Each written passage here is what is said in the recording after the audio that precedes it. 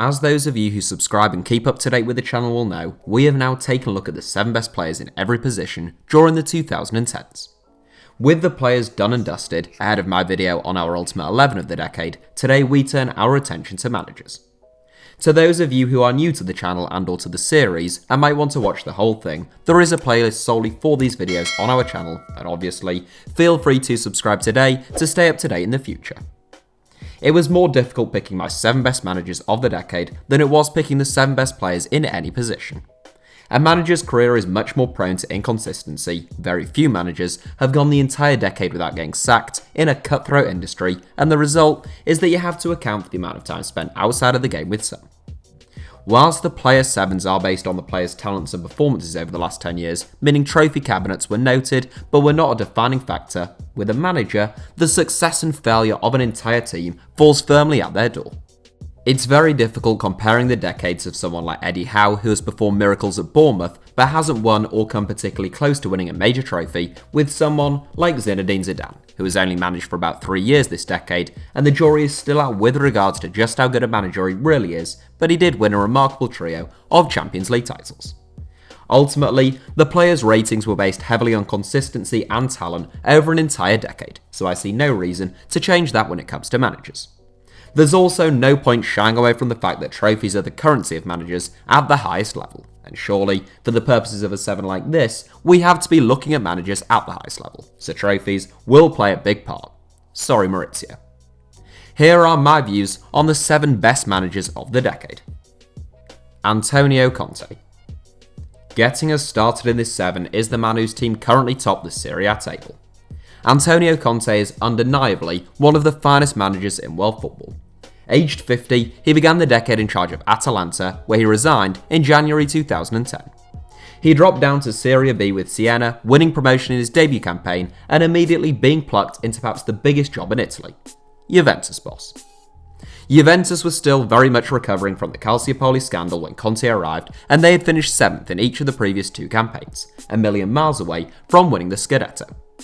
Conte had a 24-point gap to make up on the previous season's title winners AC Milan, but he did so successfully, winning the league in 2011-12 with the Old Lady, and they have been crowned Italian champions every season since.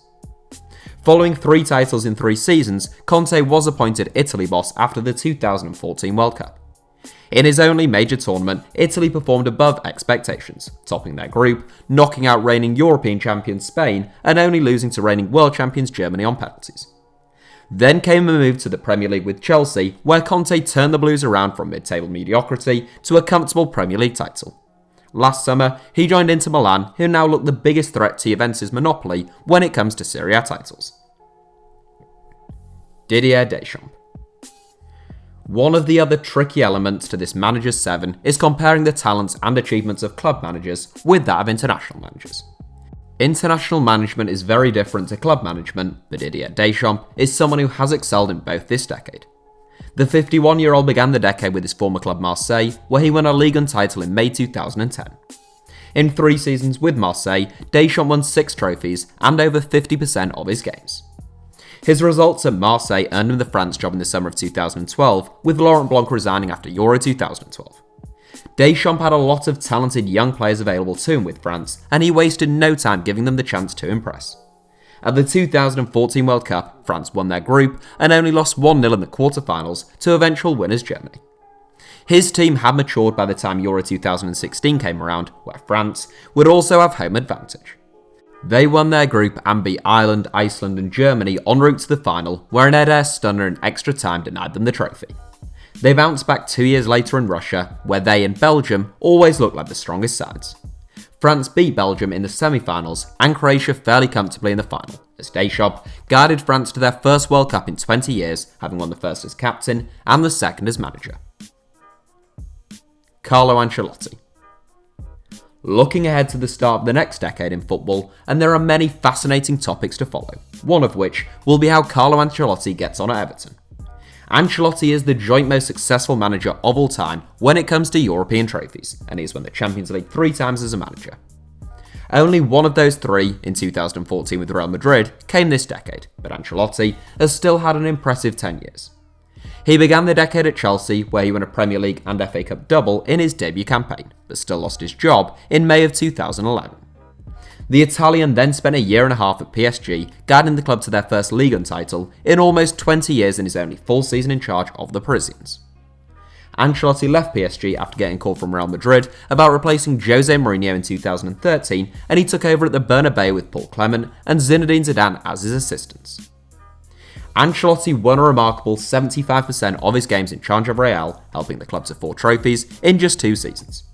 The next stop was Bayern Munich, where Ancelotti won 3 trophies in just 14 months, but was sacked following a poor start to his second season in Bavaria. Following almost a year out of the game, the pragmatic 60-year-old joined Napoli, finishing second in Serie A last season, but losing his job earlier this month. Ancelotti has spent almost the entire decade managing at the highest level, he's won far more games than he has lost, and he has won a hatful of trophies. The 2020s could prove to be the real test though, and if he can make Everton a force within the English game once again, that'll help cement his reputation as an all-time great. Jose Mourinho. Jose Mourinho was one of the finest managers of the 2000s, and he has been one of the finest managers of the 2010s as well. Not everything Jose has touched has turned to gold, hence why he doesn't make the top 3, but his achievements are still remarkable. His finest achievement came right at the start of the decade when he won an unprecedented treble at Inter Milan. In Madrid, he went toe-to-toe with the finest team of the decade and one of the finest of all time, but he did manage to loosen Pep Guardiola's stronghold over the La Liga title in 2011-12. He returned to Chelsea and won a League and Cup double in 2014-15 before winning 3 trophies as manager of Manchester United, most notably including the Europa League. Now, that's the good stuff. On the flip side, Guardiola did still get the better of him in Spain. He followed up his double-winning season at Chelsea with a total collapse and a sacking, and although he won trophies at Old Trafford, fans and the board felt the club wasn't progressing long-term and they sacked him as well. On the balance of things, I think 4th place is about right for the special one, and were this a 7 covering the last 15 to 20 years, he would make the top 2. Diego Simeone. It was an easy decision putting Diego Simeone in our top 3 as far as I was concerned, and I'll explain why.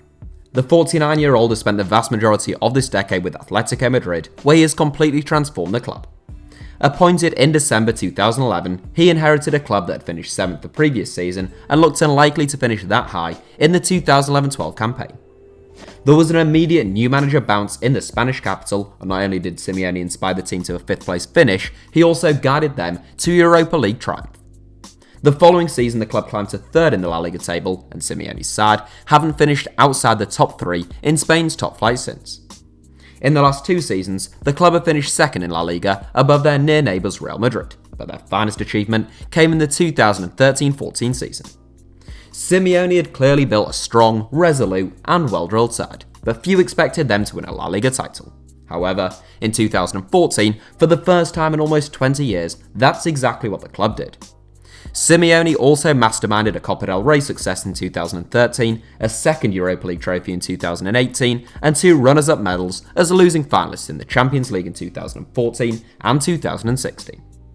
In terms of overachievement, consistency and success, few managers can hold a flame to Diego Simeone this decade, and the Atletico boss deservedly takes a bronze medal. Jurgen Klopp. You probably knew what was coming with our top 2, and I don't think even the most ardent Liverpool fan can have too many complaints about how I've ordered those 2. Jurgen Klopp had built a fine reputation for himself in Germany with Mainz and Borussia Dortmund, but he has elevated that with the way in which he has transformed Liverpool FC in the second half of the decade. Klopp began the decade 18 months into life at Borussia Dortmund, and he won back-to-back Bundesliga titles in 2010-11 and 2011-12, in addition to reaching a Champions League final back in 2013. Klopp was often operating with his hands tied behind his back at Dortmund as Bayern hoovered up talent, but his side just kept plugging on and playing a brilliant brand of football that the German has now become synonymous with. He inherited a really mixed group of players at Anfield in 2015 when he replaced Brendan Rodgers, and if you compare his current squad with the one he inherited, it is quite something. The disparity between those 2 teams is reflected in their performances on the pitch, and Liverpool finished 7th in Klopp's first season, and they were only denied a Premier League title by a special Man City side last season. Klopp won't win a Premier League title this decade, but he may well win one right at the start of the next, and he has reached consecutive Champions League finals with the Reds, winning one last season. Klopp's overachievement at Dortmund and at Liverpool, combined with the trophies he has won, make him a safe bet for the top 3 in my book. Pep Guardiola. I haven't tended to do honourable mentions in this series for a couple of reasons, but I'll quickly reel off the names of Zinedine Zidane, Jupp Heynckes, Massimiliano Allegri, Vicente Del Bosque, Joachim Löw, Maurizio Pochettino and Roberto Mancini, all of whom made my shortlist for this 7 but didn't quite make the final cut. In top spot, I don't think there can be too many arguments with the claim that Pep Guardiola has been the best manager in the world over the entire course of the last 10 years. He began the decade halfway through 4 unbelievable seasons at Barcelona, during which time his side played some of the finest football this sport has ever seen. The result was 14 trophies in 4 seasons, including 8 trophies in the 2 seasons this decade. Pep took a sabbatical between 2012 and 2013 before taking the top job at Bayern Munich. He was unable to replicate his Champions League success in Bavaria, but he did make the club untouchable in the Bundesliga. He won 3 league titles in 3 seasons, along with 4 other trophies, and had a win percentage in excess of 75.